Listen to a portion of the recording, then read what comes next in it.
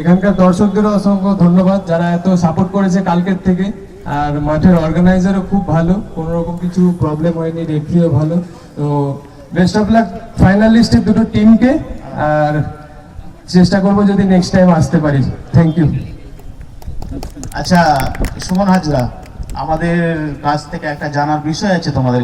তুমি কলকাতা প্রিমিয়ার বা ইয়েতে কোন কোন টিম হয়ে খেলেছো, কোন কোন ক্লাব হয়ে? আমি প্রথম খেলেছি মোহনবাগানের হয়ে, সিনিয়র টিমে খেলেছি আমি 4 বছর।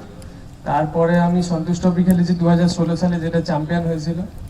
আর তার পরের বছর আমার সাধারণ সমিতি খেলেছি, রেনবো খেলেছি, এখন শ্রীভূমির হয়ে 2 বছর খেলেছি। লাস্ট ইয়ার আমি হাওড়া ইউনিয়নে ছিলাম। এবছর এখনো কথাবার্তা চলছে, এখন দেখি কোথায় যাব।